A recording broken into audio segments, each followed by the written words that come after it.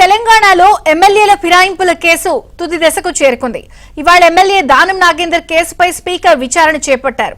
పిటిషనర్లు పాడి కౌశిక్ రెడ్డి, ఏలేటి మహేశ్వర్ రెడ్డిని దానం అడ్వకేట్లు క్రాస్ ఎగ్జామినేషన్ చేశారు.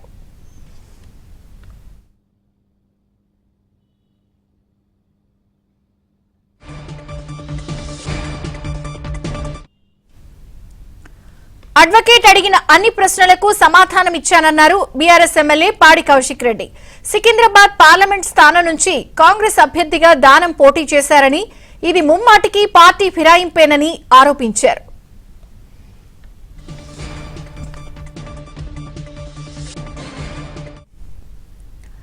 రేపు కడియం శ్రీహరి కేసు విచారించనున్నారు స్పీకర్ గడ్డం ప్రసాద్ కుమార్. ఇప్పటికే 8 మంది ఎమ్మెల్యేల విచారణ పూర్తయింది. 8 మందికి స్పీకర్ క్లీన్ చిట్ ఇచ్చారు.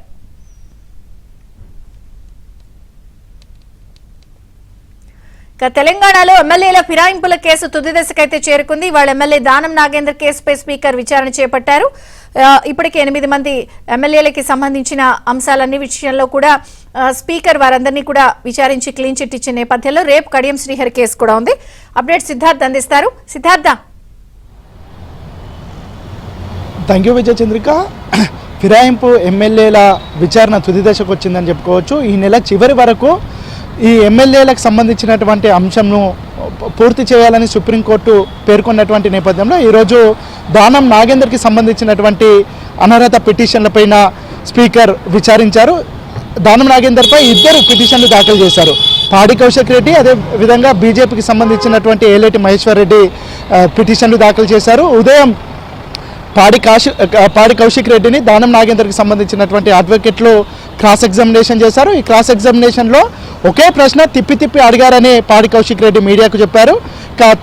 వాళ్ళు ఏది అడిగినా తాను కూల్గా సమాధానాలు చెప్పాను. ముఖ్యంగా దానం నాగేందర్ కాంగ్రెస్ పార్టీ నుంచి ఎంపీగా పోటీ చేసినటువంటి విషయం, దానికి సంబంధించినటువంటి బీఫాము, నామినేషన్ పత్రము, దాంతోపాటు ఆయనకు వచ్చినటువంటి ఓట్ల సంఖ్య, వీటన్నిటికి సంబంధించినటువంటి ఆధారాలను స్పీకర్కు సమర్పించినట్లు పార్టీ కౌశిక్ రెడ్డి చెప్పారు.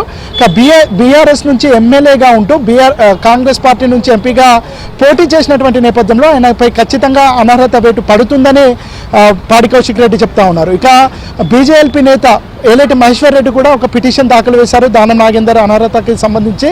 ఆయన కూడా ఈరోజు విచారణకు హాజరయ్యారు. ఆయనను కూడా దానం తరపున అడ్వకేట్లు క్రాస్ ఎగ్జామినేషన్ చేశారు. అయితే ఒక ఇంట్రెస్టింగ్ విషయం ఏలేటి మహేశ్వర్ రెడ్డి చెప్పారు.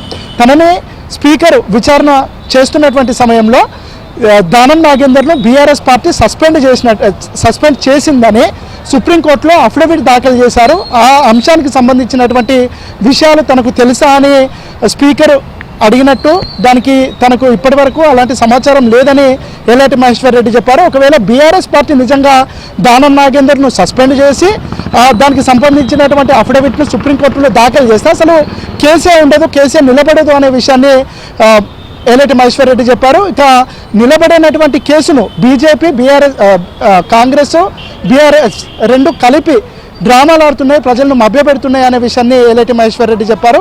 ఇక ఈ రోజుతోనే దానం నాగేందర్కి సంబంధించినటువంటి కేసులో పిటిషనర్ల క్రాస్ ఎగ్జామినేషన్ అయింది. ఇక మరొకసారి దానం నాగేందర్ను క్రాస్ ఎగ్జామినేషన్ చేస్తారు పిటిషనర్లు. ఇక రేపు కడియం శ్రీహరికి సంబంధించినటువంటి కేసు ఉంది. కడియం శ్రీహరి పైన పిటిషన్ వేసినటువంటి కేపీ వివేకానంద గతంలోనే ఒకసారి క్రాస్ ఎగ్జామినేషన్కు హాజరయ్యారు. కానీ తమ దగ్గర తగినంత ఆధారాలు, తగినంత సమాచారం లేనటువంటి కారణంగా క్రాస్ ఎగ్జామినేషన్కు మరోసారి అవకాశం ఇవ్వాల్సిందిగా కడియం శ్రీహరికి సంబంధించినటువంటి అడ్వకేట్లు స్పీకర్ను కోరారు. దాని నేపథ్యంలో రేపు కడియం శ్రీహరికి సంబంధించినటువంటి కేసు విచారణకు రానుంది. కడియం పైన పిటిషన్ వేసినటువంటి వివేకానందను కడియం తరపున అడ్వకేట్లు రేపు క్రాస్ ఎగ్జామినేషన్ చేయనున్నారు. ఇక పూర్తిగా 10 మంది ఎమ్మెల్యేలలో 8 మందికి క్లీన్ చిట్ ఇచ్చినటువంటి స్పీకరు ఈ 2 విషయంలో ఎలాంటి నిర్ణయం తీసుకుంటారో చూడాలి. Thank you Siddhartha. దానం నాగేందర్ గారు కాంగ్రెస్ పార్టీ పక్షాన పోటీ చేసి సికింద్రాబాద్ పార్లమెంట్లో 4,29,000 ఓట్లు ఇలా తనకి పడ్డాయి. ఇది క్లియర్ కట్ కేసు. ఖచ్చితంగా మీరు దానం నాగేందర్ గారిని వెంటనే డిస్క్వాలిఫై చేయాలి అని వాళ్ళు అడిగిన ప్రతి క్వశ్చన్లో కూడా నేను జవాబు చెప్పడం జరిగింది. నాకు పూర్తి నమ్మకం, విశ్వాసం ఉన్నది ఖచ్చితంగా స్పీకర్ గారు దానం నాగేందర్ గారిని డిస్క్వాలిఫై చేస్తారని, దీనికంటే క్లియర్ కట్ కేసు ఇంకెక్కడ ఉండదని విజ్ఞప్తి చేస్తా ఉన్నాను.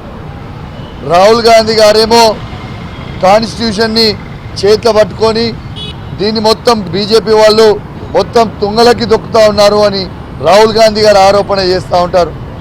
మరి ఇవాళ రేవంత్ రెడ్డి గారు ఇక్కడ ఏమి చేస్తున్నారని అడుగుతా ఉన్నాను. బీఆర్ఎస్ పార్టీ నుంచి కాంగ్రెస్ పార్టీలో చేరి కాంగ్రెస్ పార్టీ కండువలు కప్పుకొని మొన్న మున్సిపల్ ఎన్నికల్లో కూడా కాంగ్రెస్ పార్టీ తరఫున ప్రచారం చేసి బీఫామ్లు ఇచ్చి ఇంకా మేము లేము అని చెప్పడం అనేది సిగ్గుచేటు అని చెప్పి సందర్భంగా తెలియజేస్తా ఉన్నాను.